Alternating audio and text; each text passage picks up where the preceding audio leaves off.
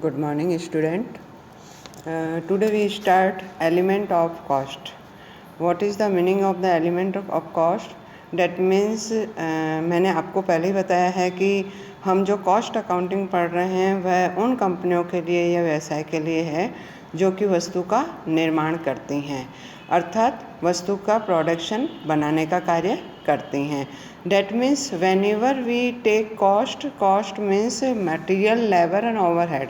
Three elements are there because without material how can we produce any type of the unit, any type of the product.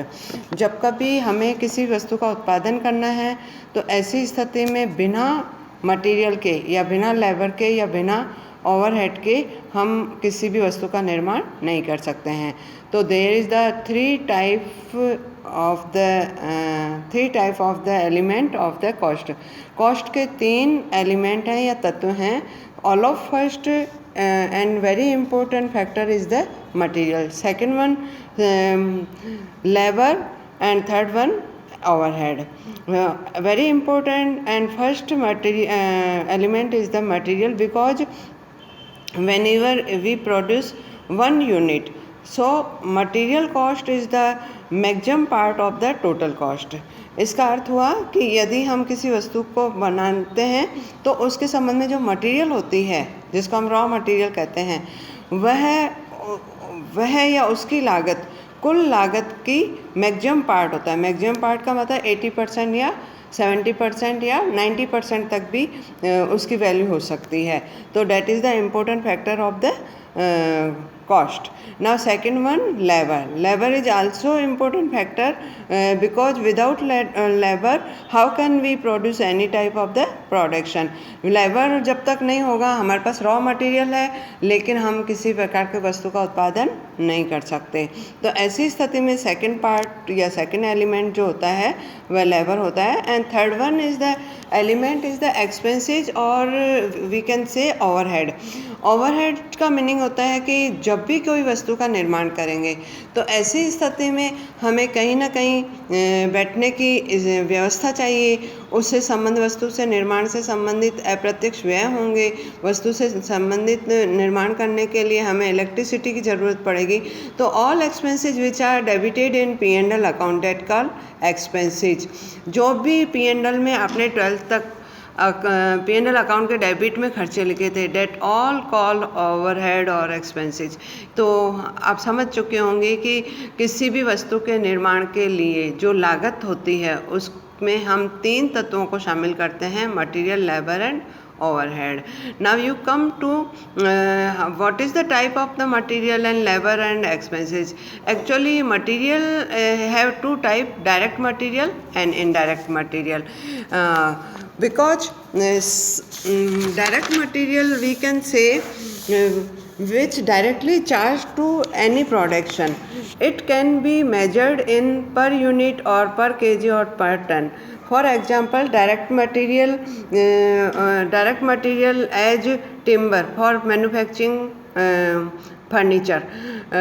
Cloth is the direct material which is the used for dressmaking. Seeds are also raw material which is making for oil. तो हम ये कहें कि कुछ चीज़ें या raw material जो कि जिसके बिना उत्पादन संभव नहीं है. डायरेक्ट मटेरियल का मीनिंग होता है जिससे हम किसी वस्तु को दूसरे फिनिश गुड में कन्वर्ट कर रहे हैं. जैसे मैंने आपको अभी एग्जांपल बताया था, टिम्बर हुआ तो उससे फर्नीचर बन गया, क्लॉथ हुआ तो उससे ड्रेस बन गई, सीड्स हुए तो उससे ऑयल बन गया. तो that is the change in the finished good.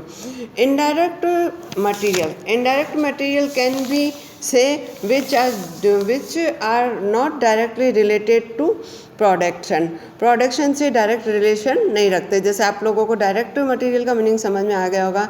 कच्चा कपड़ा, timber, seed, that call direct material. Indirect material का मीनिंग होता है जिसका उत्पादन से डायरेक्ट संबंध नहीं होता है और जिसको कि हम ये कह सकें किसी कॉस्ट यूनिट पर या कॉस्ट सेंटर पर अप्लाई डायरेक्टली नहीं कर सकते हैं. तो इस प्रकार के किस प्रकार के खर्चे होंगे.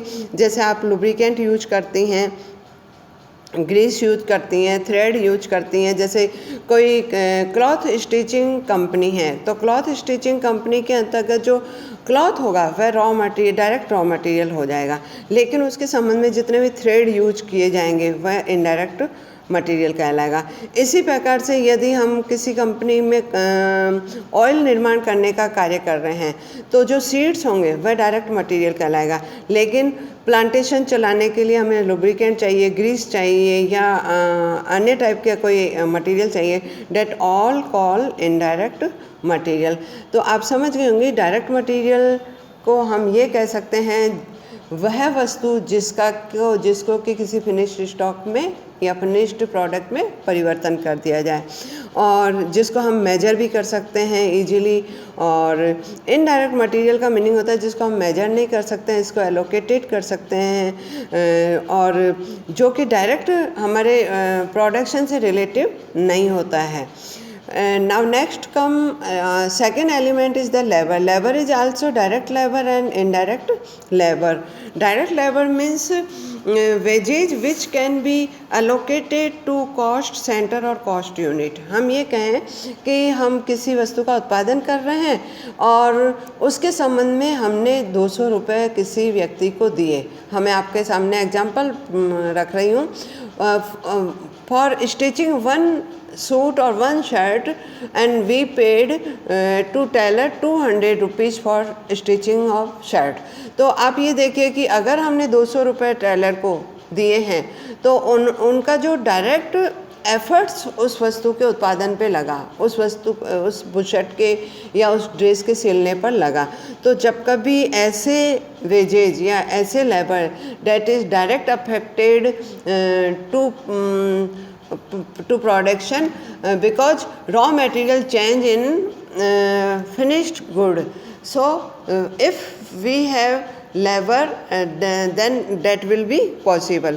तो हम ये कहें कि डायरेक्ट लेबर का मीनिंग मैंने आप लोगों को अभी समझाया भी है, और इसमें हम ये कहें कि जैसे एक टेलर को चुकाई जाने वाली लेबर हो जाती है, इसी प्रकार से अगर मोची से कोई काम करवा रहे हैं तो उसको हमने पेमेंट किया, इसी प्रकार से कोई बुनकर है या वीवर है उसको पेमेंट किया है। तो जो भी मतलब कहने का मीनिंग है कि all remuneration paid to all worker which is the direct helping to production.